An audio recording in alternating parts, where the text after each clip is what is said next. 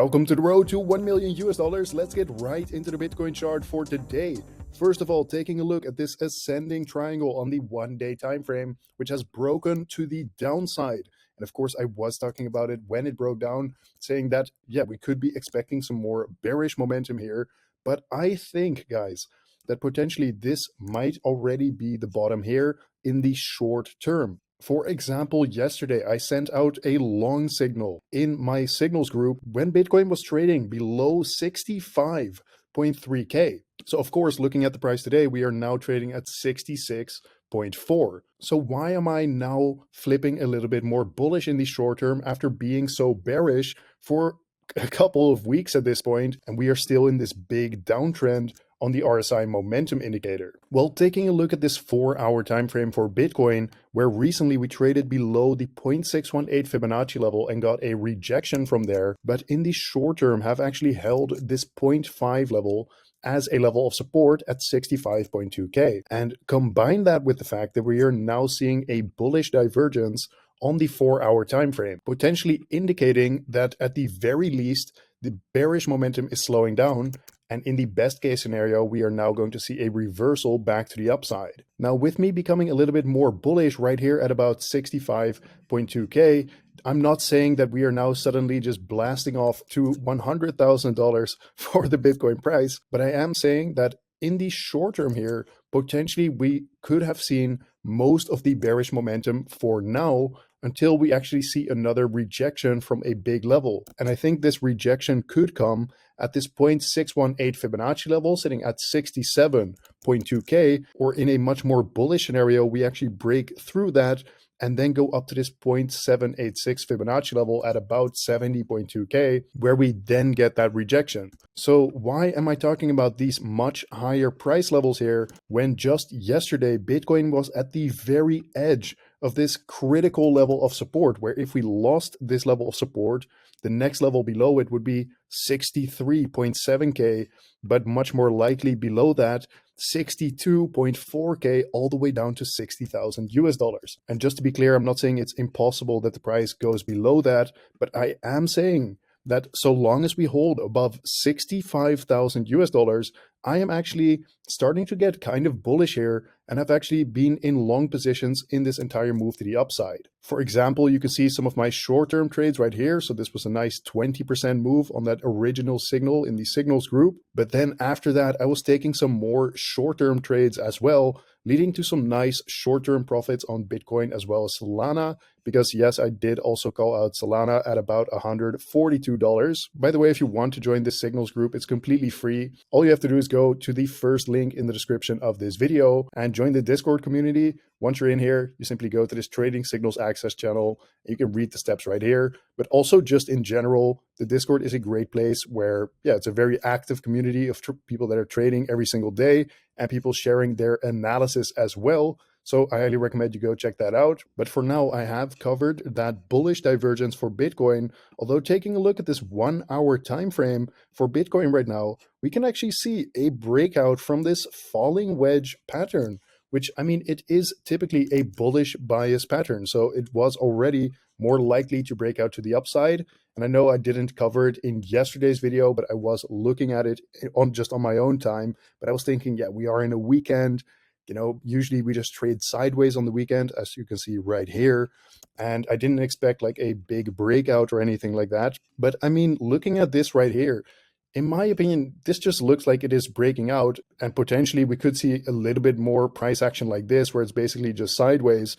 But if we see some big inflows on Monday into these Bitcoin ETFs, I think the price can be sent much higher, for example, to around that 67K level at the very least. But the big price target for this pattern would be about 70,000 US dollars for the Bitcoin price. Now, I know that I sound pretty bullish for how bearish I recently have been on this entire move to the downside. So I do just want to be very clear here that if you see something like this and Bitcoin actually trades below this 65K level, then yes, I am flipping much more bearish once again. But for now, just being open to some bullish scenarios again has made it possible for me to make a bunch of profits on this small move to the upside right here. And if we take a look at the Bitcoin liquidation heat maps as well on the 1 week time frame, you can see that we have taken out a lot of liquidity to the downside right here at about 66K.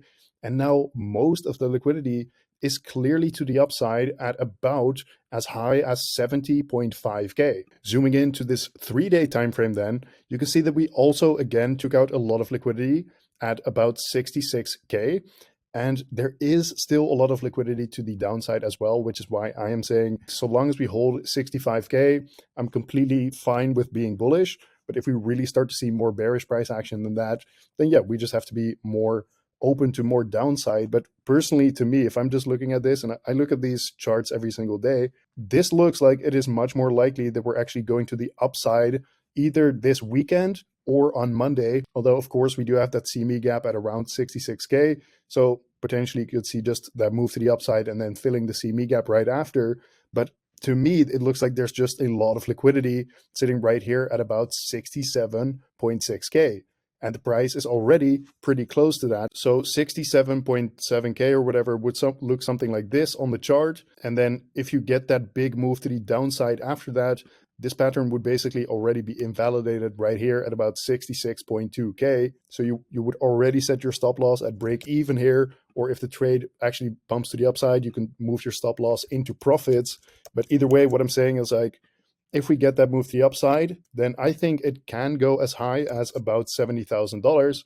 And as soon as we trade below 65K, I think all bets are off and more likely we are continuing further to the downside. Now, what we have seen in the Bitcoin ETF inflows on Friday was actually a net outflow of about $190 million from these Bitcoin ETFs. And again, it was not only Grayscale selling, it was actually a bunch of ETFs being net sellers on Friday. And this is noteworthy because if we continue to see this selling pressure from the Bitcoin ETFs, then yeah, obviously we are going to see much more bearish price action over the coming days and potentially weeks, because just a couple of weeks ago, we were seeing net inflows, massive inflows every single day. And this is actually a part of what pushed the price much higher. So of course, if you get those net outflows every day, then there will be a lot of selling pressure on the Bitcoin price, likely sending it down much lower. So just in summary for Bitcoin here, before I move on with my analysis, we have this 4-hour bullish divergence. We held this 0.5 Fibonacci level as a level of support, now getting a little bit of a bounce. And so long as we hold this big level of support from 66 all the way down to 65K for the Bitcoin price,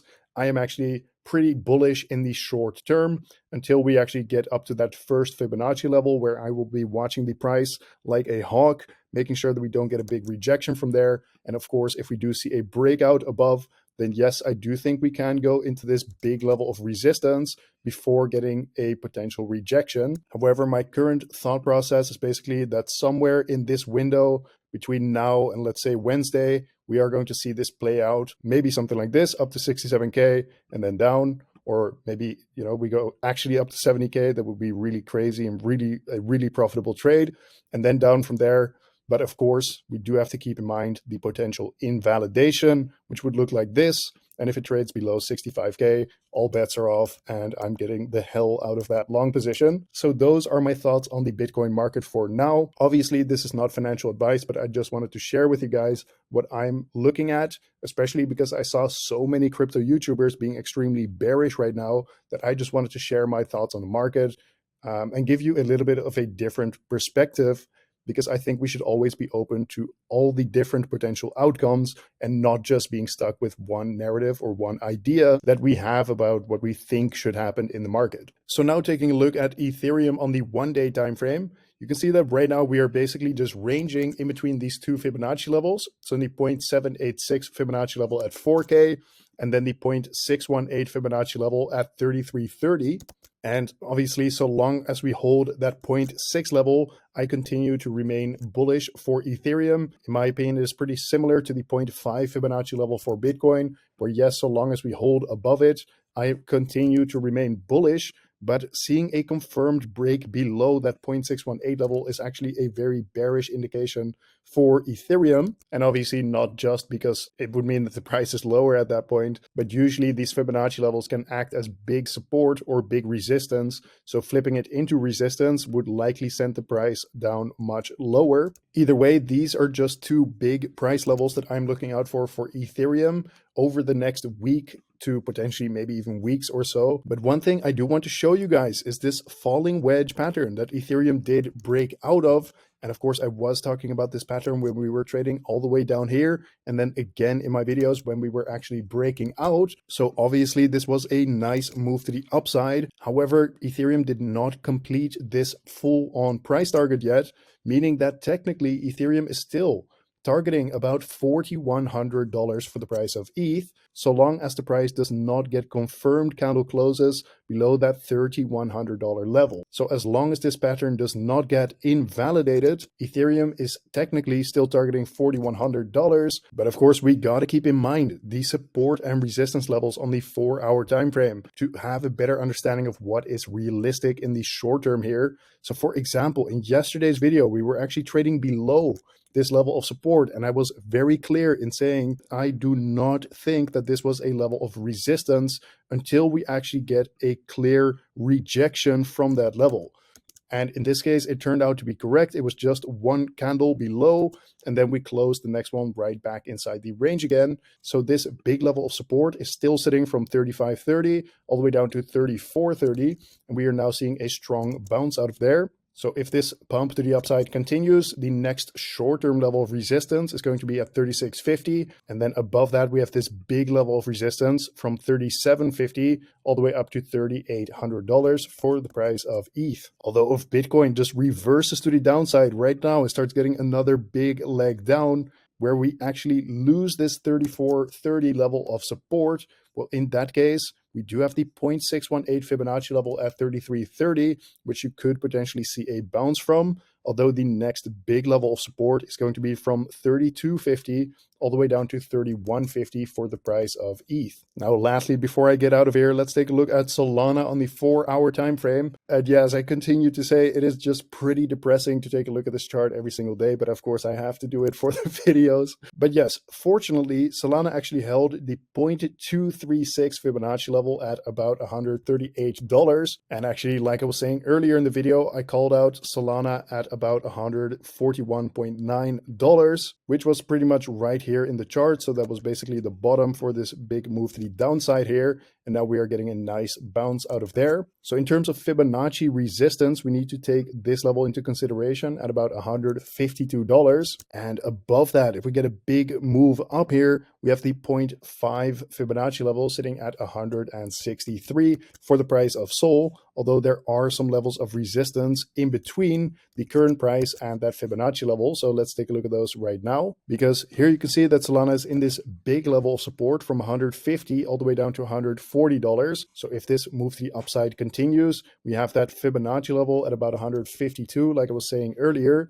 And then here we have some short-term levels of resistance at 155, 160, and then a short-term level of resistance at 164. Although we must keep in mind here this Fibonacci level sitting at 163. So if you see the price going up to that level, then it is actually critical to pay attention what happens around this price level, because like I was saying earlier, Fibonacci levels can be big levels of resistance. So especially if the RSI is already in overbought territory at that time, it is pretty likely you can get at least a short-term pullback here for Solana if you see the price go that high. And of course, the same goes for that 152 level. Although if Solana does not hold this $140 level, well, in that case, the next big level of support below that is sitting from 134 all the way down to $125 for the price of Solana. So these are the most important price levels that I'm paying attention to for Sol right now. This has been today's market update. Thank you very much for watching once again.